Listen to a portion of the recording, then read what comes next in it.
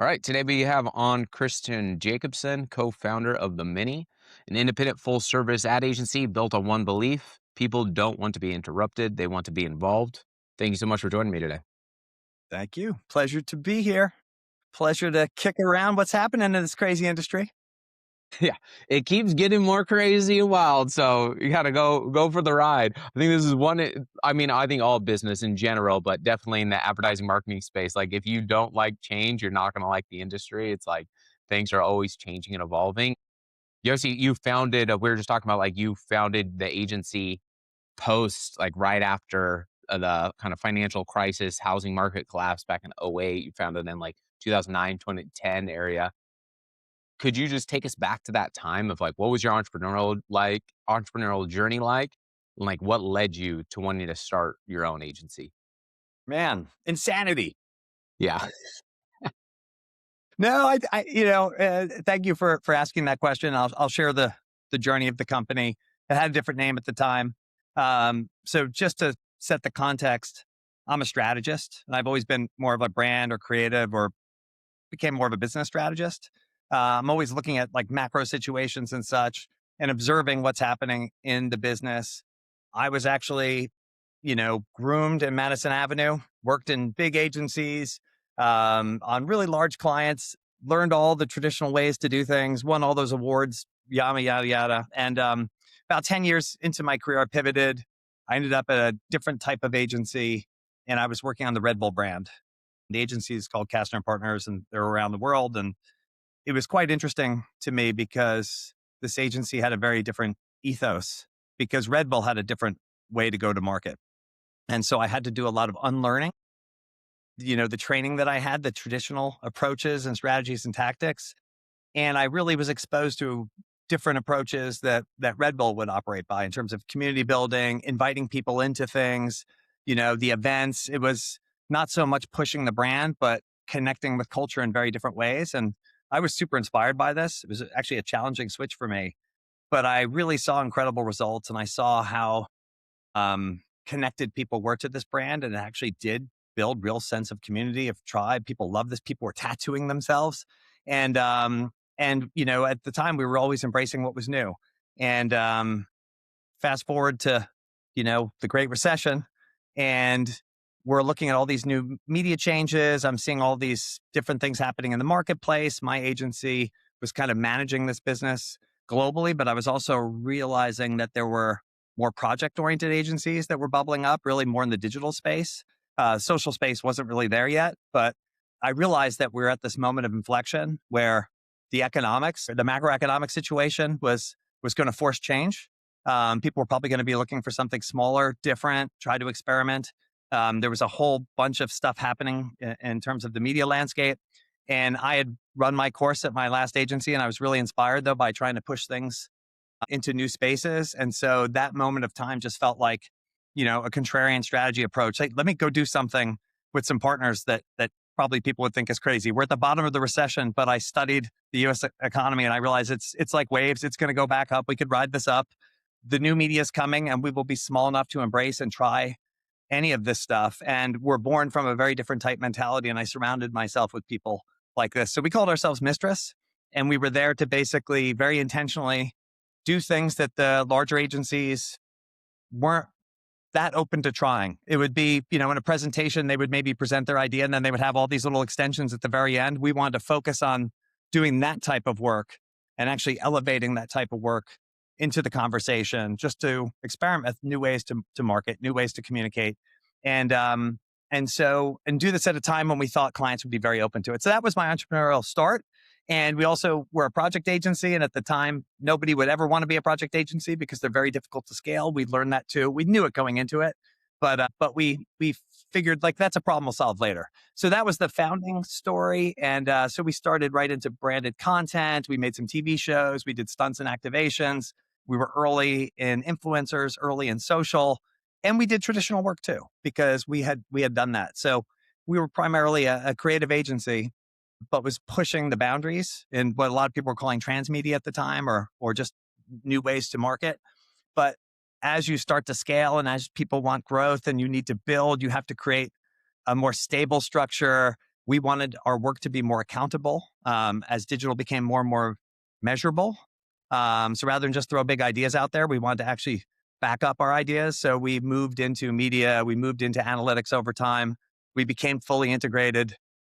Culture changed, everything was changing. Ultimately, we turned into the many, um, which really was a representation of like all the different ways that we thought, the people that we had. It was really difficult to put us into a box, but we've been evolving that concept as time moves on. We think it's really just powerful idea and powerful. Yeah. Especially in this market, in this industry, and really just in business in general, things keep adapting and changing. And basically, that gives you the room and freedom to evolve with it, right? Is that you can add on services and capabilities as needed, either per brand or as technology changes how we do things from a marketing, branding, advertising perspective. We were born to do it, and it's difficult. And we always have to remind our culture as people come in that like we're a company that embraces change. We're always pivoting. We're always trying something different. It was what we were founded to do. And although we'd scaled and we manage businesses and we're AOR and we have full integrated teams, the world keeps throwing new challenges at us. And so we pride ourselves on constantly trying to innovate, think about this, how we can implement this, and just embrace that change. It can be exhausting. As we were saying earlier, just in the prep, when we founded, we thought all the change was going to be media change. Then we realized, okay, someday, like some pretty big tech change is going to come, and it's here now. So It's this here. is one of those things that we're all grappling with. And with the challenges that come with it, also are many opportunities. Yeah. And then how have you been able to maintain that type of edge as you've grown? Because my assumption has always been, right, or the general perception is larger corporations are kind of stuck in their ways. And you can look at like agencies that way too, right? The large agencies are going to be kind of more stuck. They're going to be more static. They're not going to be as flexible or dynamic with evolving, changing, of adding on new resources or teams or services. But a small agency is going to be more nimble and flexible, might not have the depth to handle certain things, but it can be flexible in terms of adapting its capabilities and services and always having being open to new opportunities or changes. Like, how have you been able to maintain that over the years as we've continued to have these waves of new technology, new media, new opportunities? Like, what's been the kind of core? Is that I know you mentioned like it's been part of the culture is to kind of have that mindset, but how do you actually implement? Yeah, that's a great question. And unfortunately, there's no linear straight answer or path related to it. So, um, at its core, it starts from the top and being really open to this. And we're owned by six entrepreneurs that we embrace change, and we have all different backgrounds, and we've come together. But just recently, one of our co-founders has launched a really disruptive beer brand on the side. So Nice. it's in the DNA of the company of just approaching things quite differently. We've been expanding our company now. We've been doing M&A based on the current thesis we're working off of. So I think we demonstrate an entrepreneurial mindset to all the folks who've been with us. We've always had a very empowered culture where we want people to kind of challenge us and bring new ideas. But yeah, it is challenge. It is more challenging the bigger you get, to be honest. And we've struggled with that on our own. We had grown to a certain size that we had to reduce at one point based on the macroeconomic situation, but we also felt like that growth was taking us into a different space that didn't feel kind of core to who we were. And clients loved it. And a lot of people felt really comfortable in it. But to the owners, it didn't feel right. And knowing where we were going to go. So we did, have some reductions many years ago to get back to kind of our core DNA and to find that kind of innovative spirit that we've always had and that pioneering spirit. So you just have to stay on it. You have to find the right people. You have to inspire the people and the reality is, like, if you're in this industry, you're adapting to change all the time anyway. Because those who didn't have a tolerance for it have probably abandoned it, or they might end up at an in-house shop. If you're in an agency right now, you are in the change game. So it's just kind of fostering it, embracing it, saying it's part of what we exist within. Absolutely. So something else I've seen is that you call yourselves the participation company. And I think Yeah. there's kind of maybe some separation between or differences between like looking at advertising. Most people I think look at advertising marketing as from like its persuasion. But it looks like you guys really talk about it that it's more about bringing people along and participation. How do brands or how should brands look at in terms of like communication and looking at things from a participation lens versus a persuasion lens, and how do they implement and measure something like that? That is a massive question. Um, and I probably will have a very long answer to even explain why we're calling ourselves a participation company. So why don't I lay that out a little bit, and I'll talk about the impact on brands, why we think it's important, and then we'll get to measurement. So um, we're still in the business of persuasion. This industry has been in the business of persuasion for over 100 years. That concept and those tenets since the 80s have been kind of codified in books, and they've been really kind of optimized over time. And that's the foundation of the industry. It's not going to go away, and we do it ourselves. When we were founded, we were doing something different, which was always interacting with community, with the brand's community, with the brand's audience, involving them into a story, harnessing their power. And this always made us quite unique in the way that we were thinking about things. Um, but we were still doing persuasive work. So we were doing both. When I Mm, told you a little bit about the story of Red Bull, they had a very different yep. approach, which is perhaps instead of interrupting you, they're going to invite you into something. Instead of saying, hey, here's the new Red Bull ad, they might advertise, hey, here's a really cool event. Come be a part of it.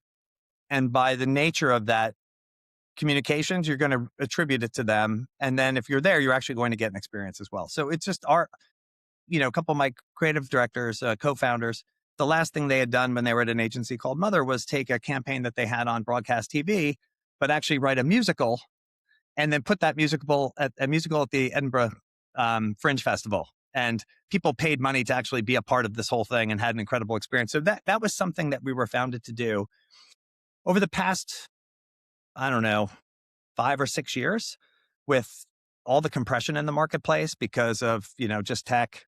And then you've got creators and influencers. And then, what's it now? Well over 80% of large companies have in-housing. There's been a lot of pressure on agencies and a lot of compression in the marketplace, which has forced agencies to really think about who they are. What is their DNA? What is their reason to exist? Because the whole purpose of an agency is not just to do what people say, to do what clients don't want to do. Yeah, but more importantly, it's to resolve some sort of friction. That's why agencies were founded. That's why you usually have a third party intermediary. As things evolve and the market compresses, really dialing in. And again, I'm a strategist. Like, why do you exist? What makes you special? In this gladiator pit of agencies that are all experts in telling stories or the general craft of persuasion. And we realized in our instance that we were born from a different world. We knew that world because we were trained, but we came from a different world. And as we look at that world and we look at technology and how technology has developed since our founding, it's become more participatory. The new generations are growing up and they've gamified everything. They've been a part of a digital world. So they have different expectations. And we believe that the space that we were founded to play in is actually going to become more and more important in the future. We'll continue with persuasion, but our general thesis is that the machines are going to be the true experts here because we all, as a society, we optimize what we know, right? That's good business. If you know something, you optimize it. And so we've got 100 years of training on classical models on the funnel, and the machines are going to get better and better at this. And it's going to drive transactions, and it will probably end up with agent to agent transactions. And that is absolutely fine. And we will facilitate that too. We still do that work. But what we believe is that if you want to truly have a brand has an emotional connection with people. And so those hyper personalized, transactionally based persuasive tactics might not create that emotional engagement anymore. You might find the perfect thing, but how much do you really care? We believe that brands, if they still want to foster that emotional connection, they're going to have to embrace some of the other tactics that we've always done. And we're just rolling all the things that are not, say, interruptive, passive oriented marketing communications and putting them under an umbrella and saying these are actually all quite participatory. The way you engage with social or content or stunts or loyalty or gamification, all of these things that have actually picked up steam over the past 20 years. And technology is going to enable this at scale, by bringing people in and letting them be a part of the story and engage this, we're going to still be able to create that emotional connection. So those are the two sides of the story. So that's why we've really focused there. And we see all the research that we've done.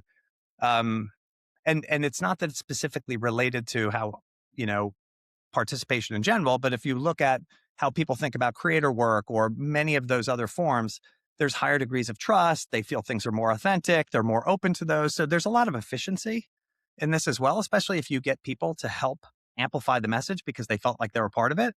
So we believe that there's a lot of benefit to brands as well. This is our thesis moving forward. We're true believers in it. We've actually evolved our offering beyond just pure agency services. We've just recently purchased an immersive tech company that not only does marketing services, but actually helps immersive training, immersive education, things that actually help the company drive more participation and value within.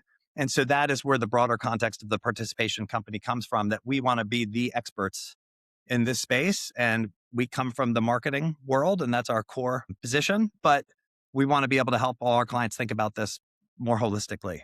Got So it. I know that was quite a big answer, but it's something that we believe is true to the beginning of time, true to our DNA, and true to the future. Yeah. No, a lot of depth in there. Does that really come from like what I think you're kind of like going towards is like it's not about just like digital experiences, right? Is that how do you get more physical, real world experiences, especially as we live in this hyper content heavy space and world that's getting taken over more and more by AI. I think I just heard a stat the other day that AI has already generated half of the content as compared to human generated content. And within a year or two, it's going to meet and then it's going to double and it's going to triple. It's just going to continue to rise and increase.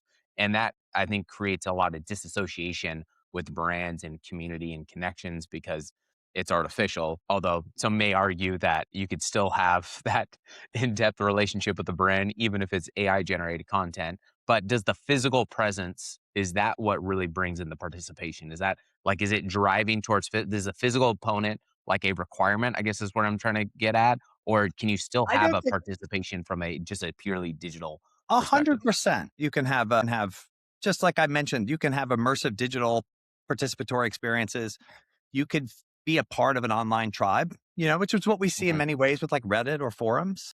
Sure. So these exist, but I do believe that physical or live or things that are just so obviously human experiences are going to be really embraced and probably more important as we move forward. Um, because in that world where there's going to be so much information coming from all the platforms and anybody can create anything, and you're going to be at some point until your agent takes over bombarded with brand messages or what have you. There's so much incredible content out there.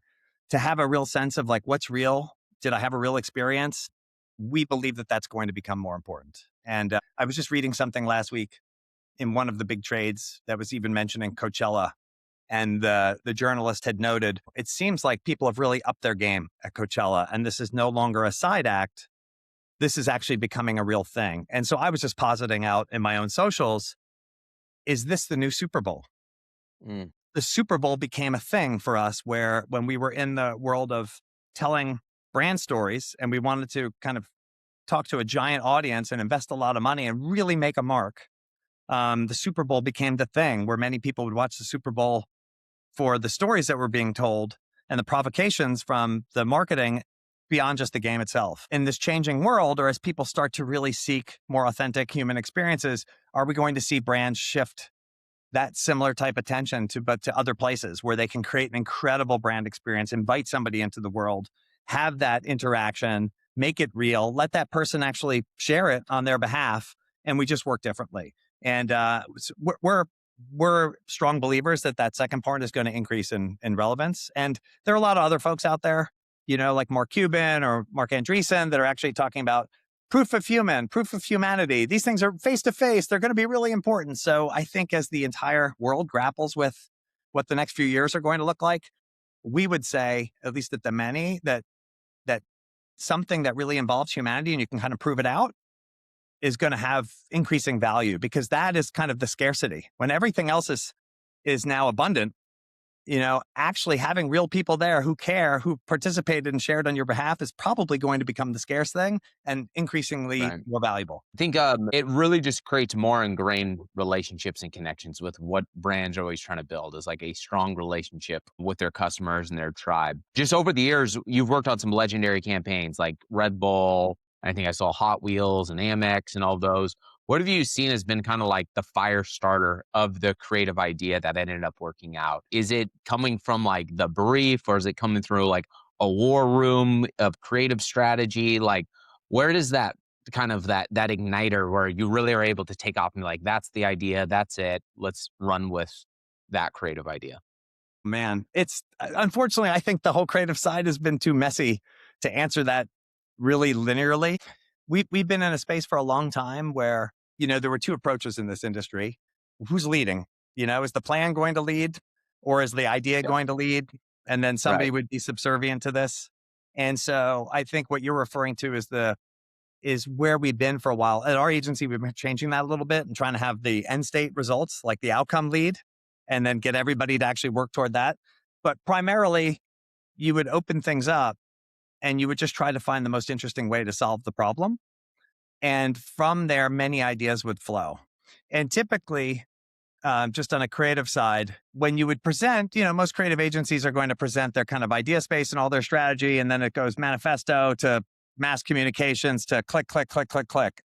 For our agency, the click, click, click, click, click, all the extensions were actually always really important for us to look at because often we would say, well, the bigger expression of this idea or the more interesting expression of this idea or what we think would be more compelling might be on this back half. And so we have to kind of change the paradigm of how we're even setting this up. And most of the industry is trained to go from like the mass communications that we know moving forward, but we've often just challenged that. And this is a very old case study, but I'll give you one example where we had a client many years ago. Our agency launched the Aperol Spritz into America, and we did it in a very non-traditional way. And all around the rest of the world, they had a red-haired woman. They would put her on billboards, and they had a little bit of a ritual.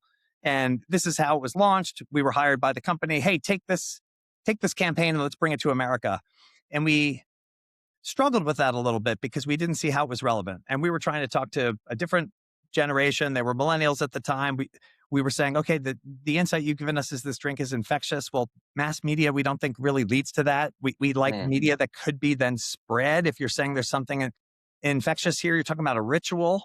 Okay, a ritual lives in another place. And so we completely flipped the paradigm and said, we're going to get rid of everything else. We're going to focus on one channel that we think is best for this consumer, this ritual, and this kind of infectious nature. But we don't want to just put out a bunch of social content because who wants to just see a bunch of social content? We want to invite people in. And so at the time we said people really want to be a part of societies or people want to be a part of things.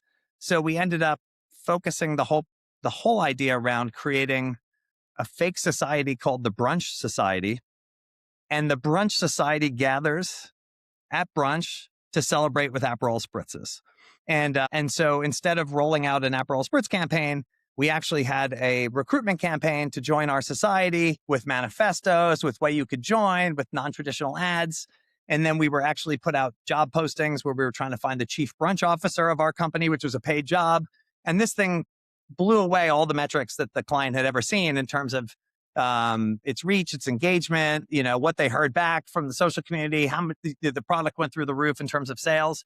So it was just interesting, and it was a very small project, and we did it a long time ago, but it was just a great example of how we would kind of flip the paradigm. Typically, you would have all that stuff, and that would be at the very end of a deck that you would Sure. show a Yeah. client. But for us, we would follow the traditional process, but before we'd ever present, we'd spend a lot more time on the back end stuff and say, is there something here that could be the Yeah. lead dog? Yeah. Especially now in this day, like that's like a virality type of creative and concept and idea that is going to spread like wildfire beyond just a standard traditional type of campaign. Yeah. And that's what I'm always curious about. Like, obviously, I come from the paid media space, and we're usually like kind of like the end of the line. It's like creative production already done, and then it's like execute, deliver the media, or maybe we might get pulled in of like, where is this audience? Where are good places to opportunities to reach them? But How have you seen the best campaigns working when it becomes that interplay between like creative and media, whether that's paid or organic? Of like I think that was a great example of like you use that and it's really an organic approach. You'll probably amplify certain aspects of it with paid, but how do you like balance and figure out like here's the creative concept? How do we really amplify it with the right media selection?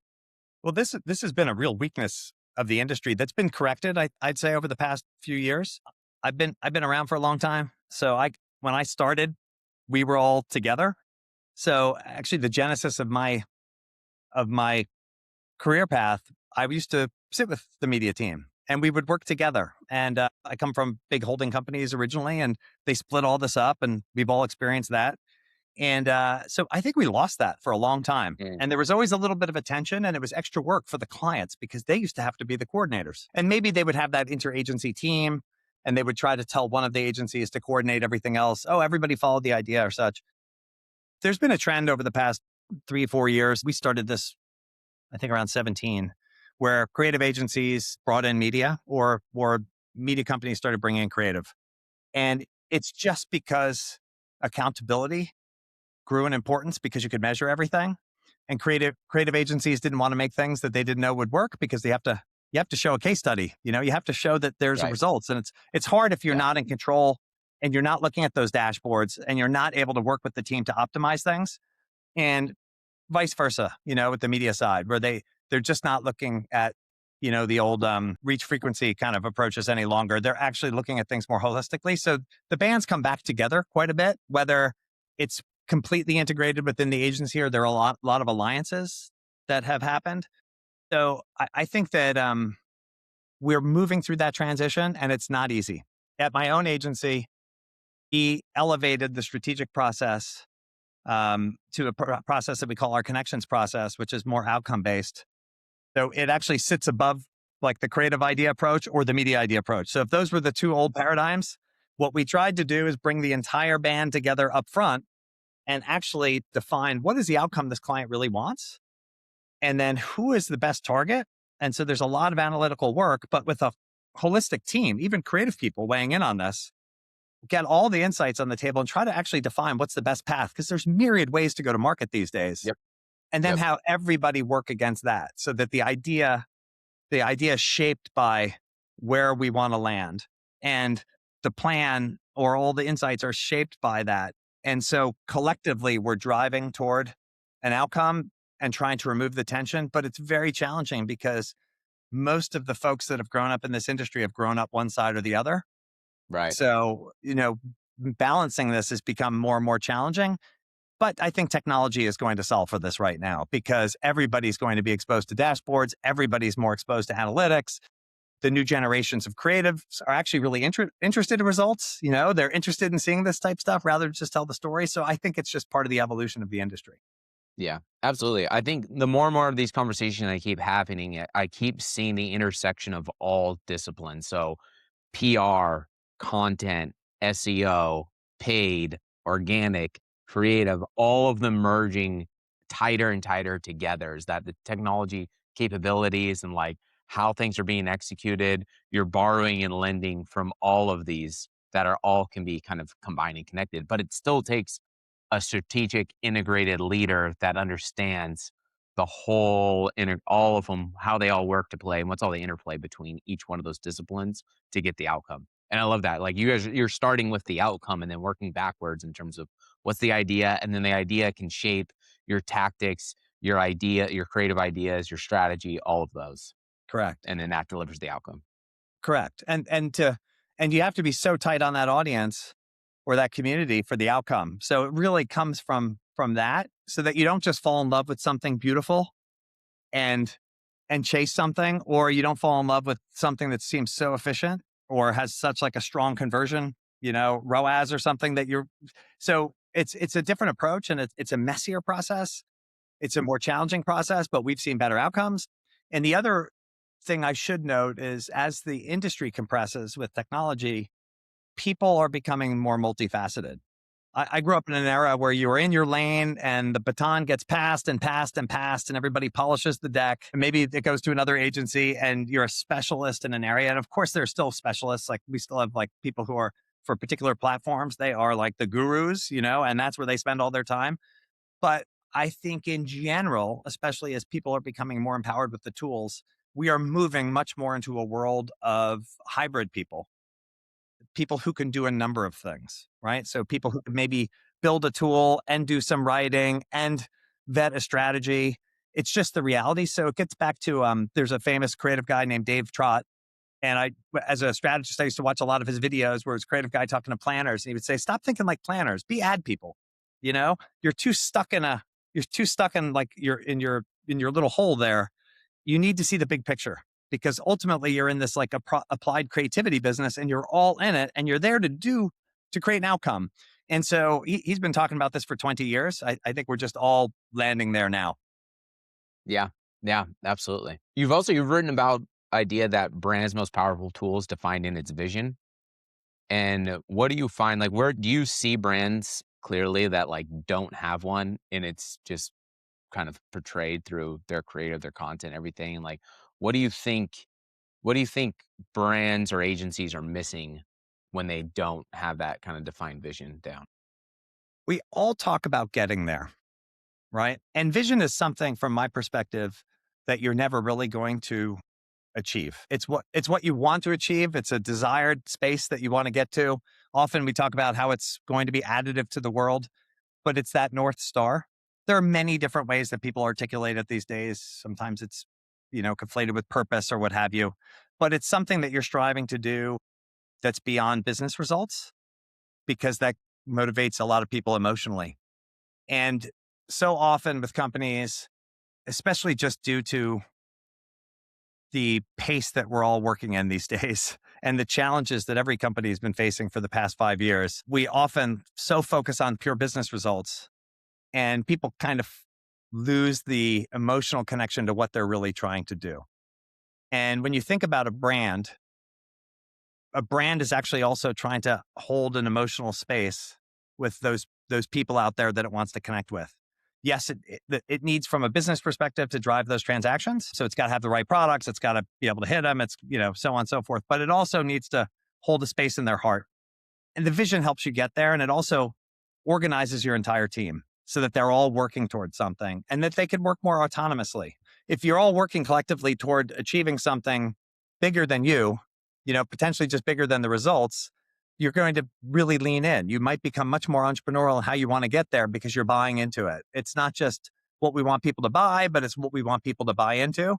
And visions can change, and often they do with the leaders. And, we have to respond to the environment that we're in because everything changes. So that North Star might shift here or there, but it's important to point your company someplace. And it's becoming more and more challenging right now to plan.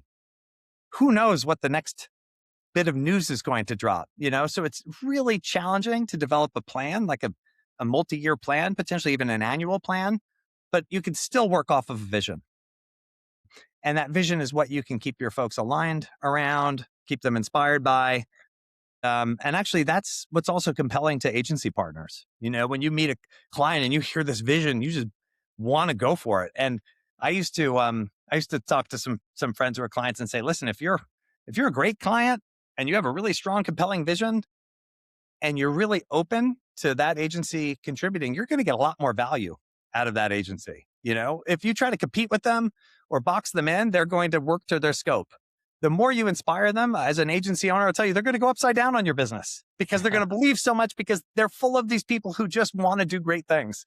So communicate your vision to them, inspire them because you're going to get incredible value just like you would out of the folks that are working for you. Yeah. I think everybody wants to work for something bigger than themselves. Like whether Right. you're like in a job or you're in an agency and you're building a brand or helping build a brand or you're working within a company, like people want to work with something that's bigger and has more meaning and impact. I think that's really like where the like Start With Why by Simon Sinek's really trying to get to the vision, the deeper purpose, the mission behind the organization. And it gets you out of like, we all have certain aspects, I think, of things we don't like doing in our day-to-day jobs that are kind of monotonous in a way. But I think that helps you get through when you know that this is just a small piece to get to this greater, bigger outcome. And if we can all work towards that, then we have alignment and community, and it's like all of us working together for this common goal. I think that brings in strong strength internally and externally if you're working with a vendor or an agency or different types of partners that you're pulling in. Absolutely. I often just refer to it as a compass. People all need a compass. And two of the most important parts of the compass for any business is that vision and those values, because some of the things that they have been facing over the past 5, 6 years. Do I comment on what's happening in culture? My company is pushing me to comment on something in the press. Yeah.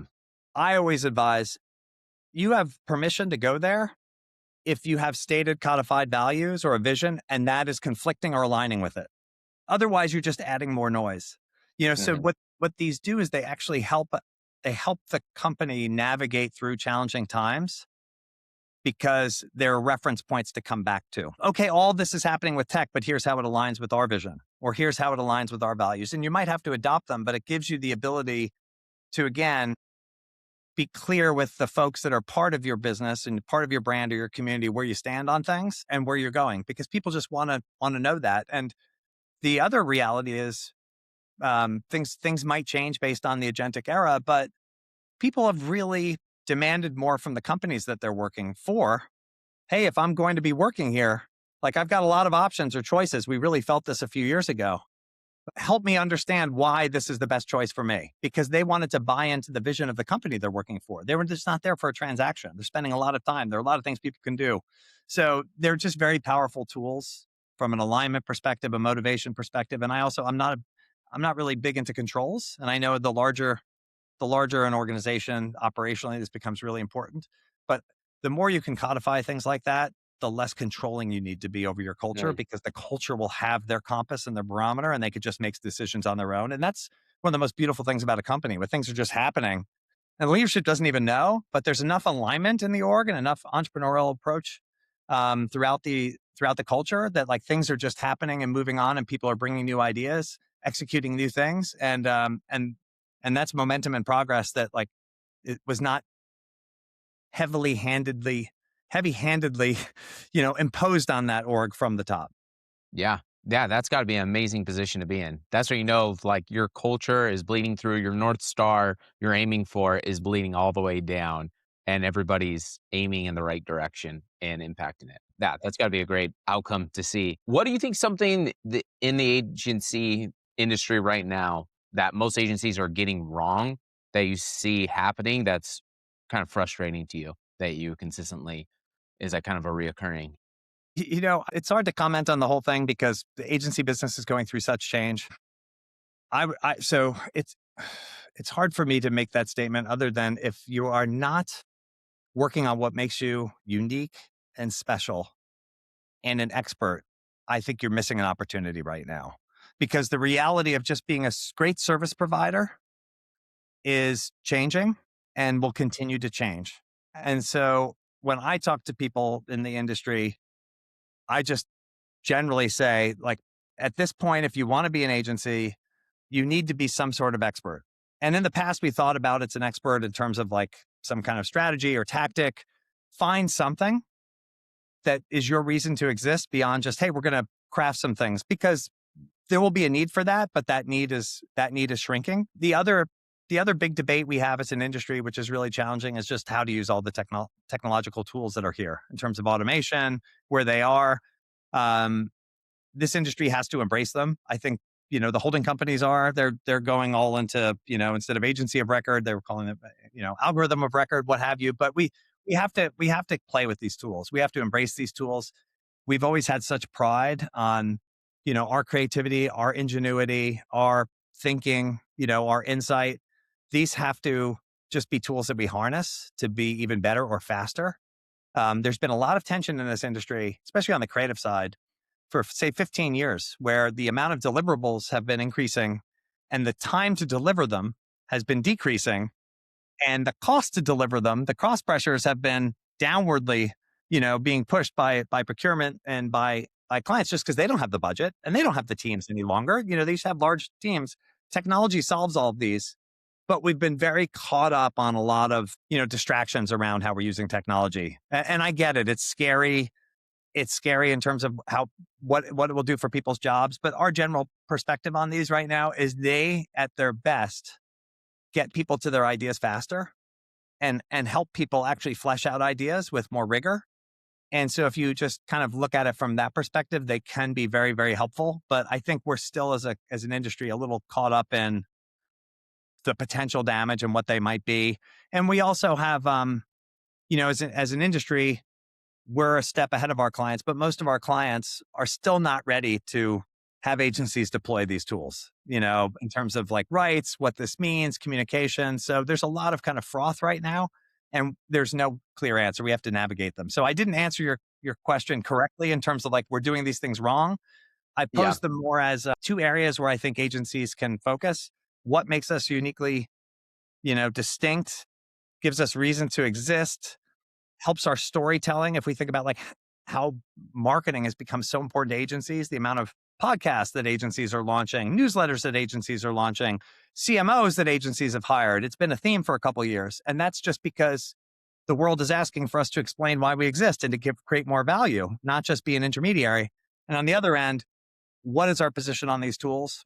How are we going to deploy them? And do we have a positive perspective, or are we just, lumping it on one side, which is it's pure cost efficiency and who cares, or the other end, it's just taking away all the creative and we can't do anything creatively anymore. And those are both pretty depressing. The tech is here. It's a reality. So how do we actually use this, like what I was saying more positively, to get to our ideas faster, to flesh out our ideas, to actually create more support for our ideas for our clients? We can model out anything right now in terms of what it might do in terms of the impact for them. So we're really empowered. We just got to get through this era. Yeah. I completely agree. It's definitely, and what's challenging with all this is it's all happening faster than ever. Like the social media, the .com boom that happened was a slower rollout. The social media evolution is somewhat of a slower rollout. The AI revolution technology has been extremely fast. The what we can do now with AI platforms and agents is completely different than what was available just a year ago or even 3 months ago. It So I is. think that's part of the really big challenge is that it keeps changing workflows and capabilities. And I couldn't agree more when you said like that agency still has to be an expert in what they're doing, because we're getting to, I think, a point to where anybody could go into these platforms, these agents, and be like, write me a brief for a creative strategy or some content or images or whatever else. But what's not important is the outcome, but I think is the input. That's where you get the big differences in terms of outcome. For example, if I'm developing and I'm trying to use code, I could ask an LLM to create some code for me.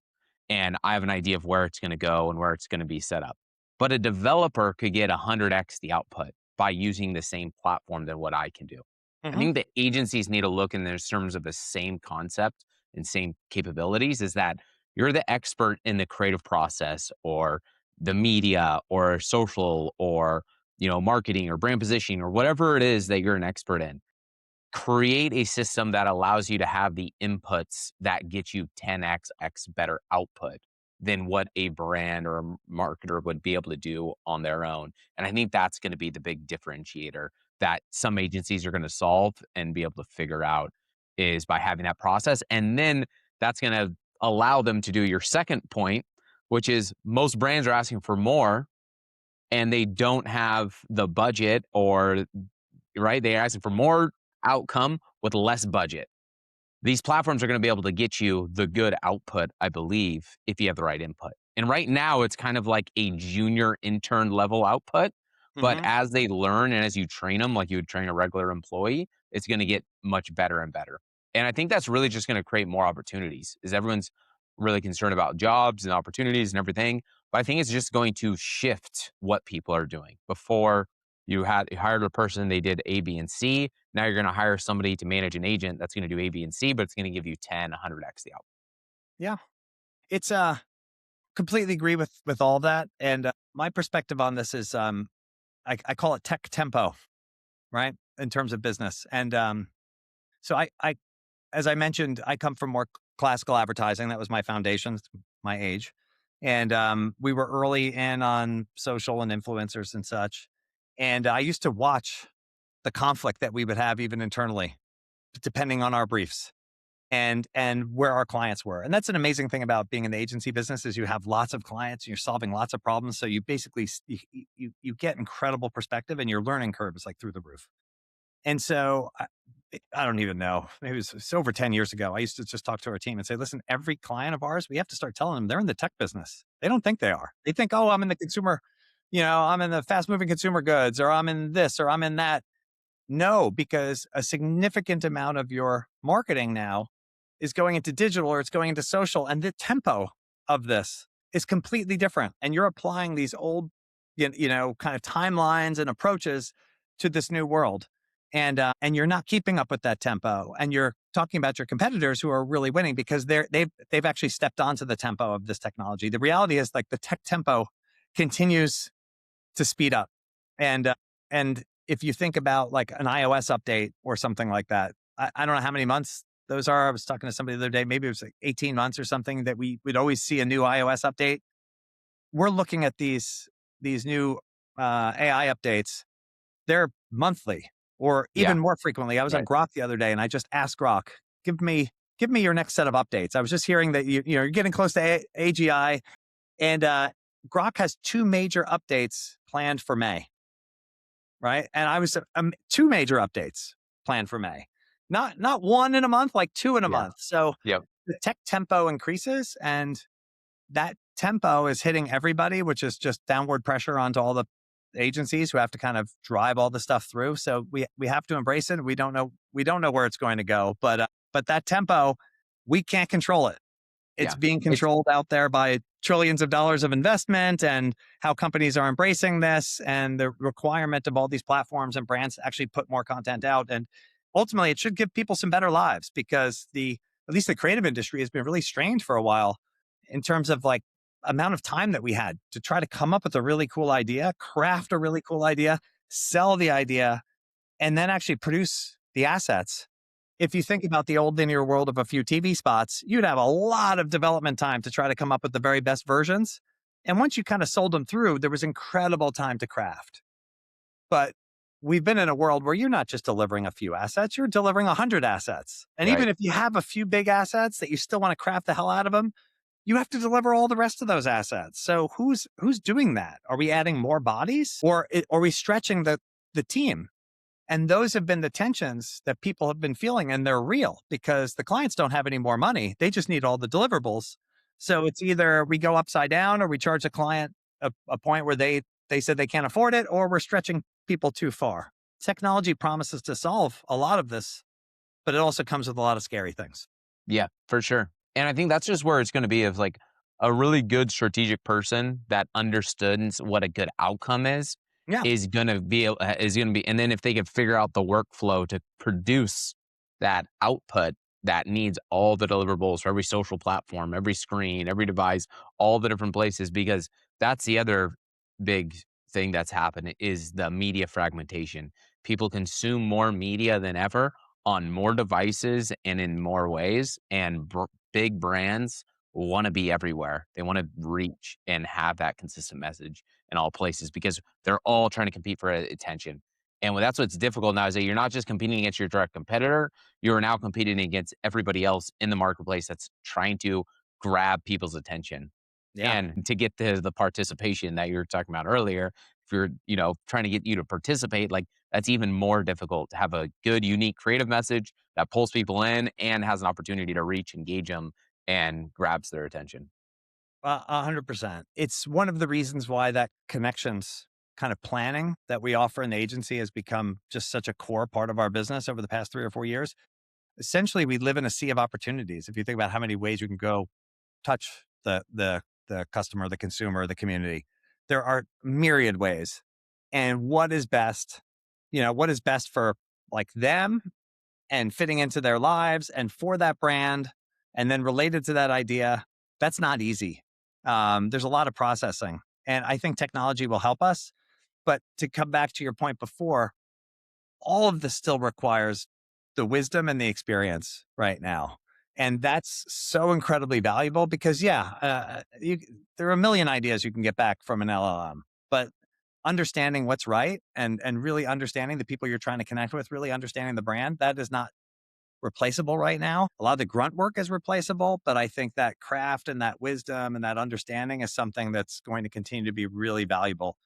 Many folks have posited that the agency business would move from factories, really large places with huge amounts of people that are kind of thrown at the same things just to kind of pump them out, to much more smaller, potent, highly capable um, shops that have a real core team and they're powered by this technology. But like that wisdom of that team and that taste, that ability to curate is invaluable. And so while agencies will be smaller, they're actually going to be exponentially more powerful and more potent and be able to deliver bigger results because of the tools that they have.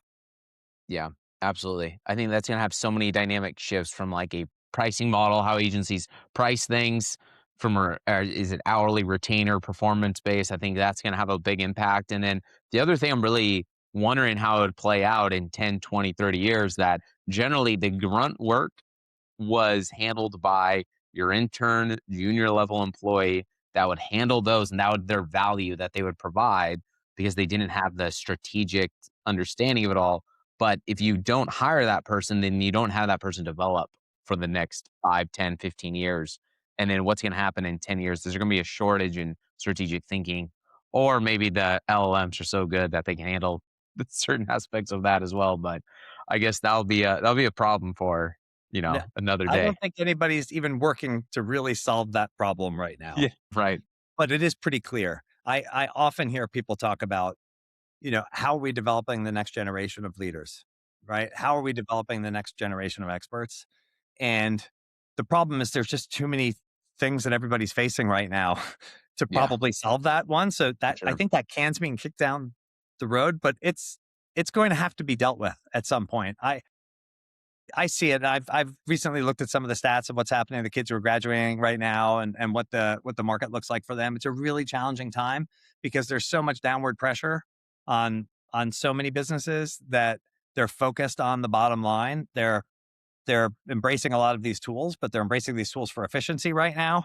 And that's creating probably a negative flywheel or a negative loop right now. I don't know what the answer is. I couldn't tell Yeah, you. my only assumption is that kind of similar, like I came into entry level starting position in the early days of social media, and I was kind of thrown in as like, "Oh, you're the young person, you figure out social media."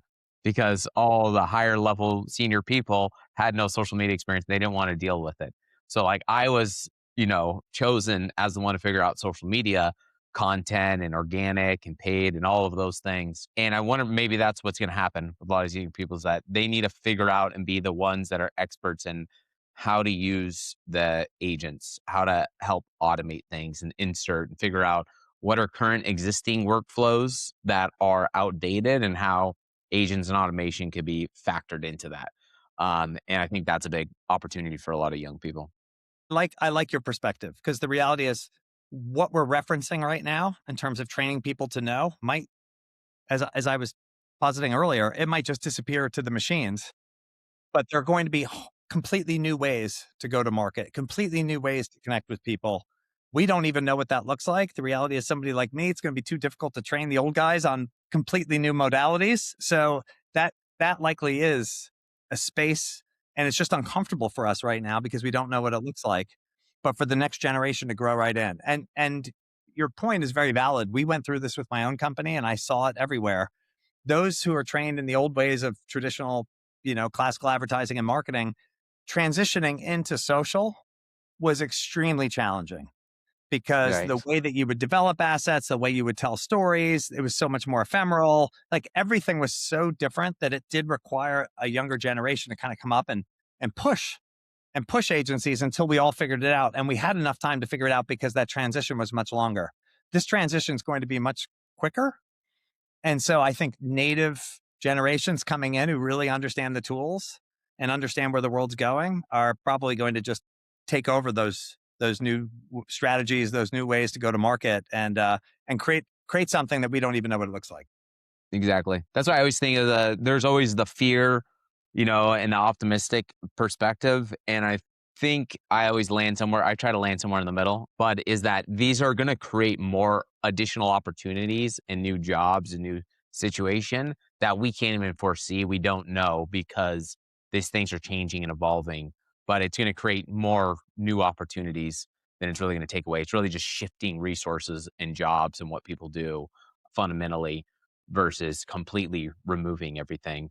It's like old ways of doing things is going to get removed, but it's going to create new ways of doing things that somebody's going to have to still manage and execute. That's where I kind of imagine things going because we've seen Absolutely. it happen over and over and over again. We're all going to go through it. It's going to be pretty wild. Yeah, we're right in the middle of it. Okay, my last question: if you could give your younger self when you're starting your agents out one piece of advice, what would that be? Wow. Oh, man. You're going to have to probably edit right now, me thinking about this one a little bit. No worries. It Uh, makes it so much more real and authentic, when you. yeah. I will have to say where you're kind of thinking that I would one thing I've really appreciated you throughout this conversation is you have so much depth. I think the difference between people who appear as experts versus people who really are experts and really think about these things is the depth in their answers. And Yeah. that's one thing I've really appreciated about you throughout this conversation is that you take strong consideration in what you say and you Mhm. really lay out a strong foundation and you give so much depth to it that you can just tell that you've thought you didn't even know what I was going to ask you. I didn't send you a list of questions before or No. anything, but you could tell like you just over your career, you've just attained so much knowledge and experience, and you've gone through so many probably trials that there's depth in every single answer that you've provided today. So I Well, appreciate that. thank you for that. So maybe I'll come back and restate it about what would I tell myself. And there's a really interesting quote that I heard many years ago from Bob Eckert. He was the CEO of Mattel back in the day, and I was able to attend a seminar with him. And he had like say 10 principles that he laid out, and there were a bunch of them that stuck with me. And one over the years I realized was really important because it relates back to adaptation. I actually just wrote an article for my Substack about slime mold and how slime mold goes where the nutrients are and it abandons other paths. And it's similar to what he talked about with, follow the money with all agencies. You have to follow it. You can't get too locked in. And I always like that in terms of embracing like what's the future, where you need to be, because the clients are going to kind of show you where the value is that they need. But I would also say what's really important and what's been so true to us over the past few years, and we're really deep on it right now, which is like also stay true to who you are, and what makes you unique.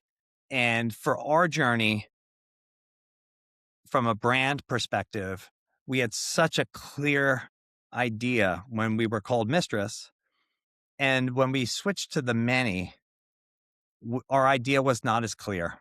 And we ended up much larger, and we did incredible work and famous work, and we became fantastic at traditional advertising. We still did quite a bit that was non-traditional, but we were not clear enough with everybody coming in at the Mm, time, like what we were really about. And it was a lot of hard work to come back to like that DNA. I feel like it was true to us, but we weren't clear in our articulation enough. And it wasn't until we got back to participation where we really locked in on this a few years ago as an articulation that we're able to guide the company the same way again and have such a strong North Star and vet clients and build things that we haven't done before. And, right now, acquire another company. It's all kind of based on that positioning. So I think it's this balance of being adaptive and going with the world and playing that role as an agency, being there for the clients of all the things they need, but always making sure that everybody is crystal clear on like why you exist, right. why you were founded, and how that through line carries. And even as a strategist, I was too close to it for a little while. We had a strategist, my friend Maud, who was with us, knew us.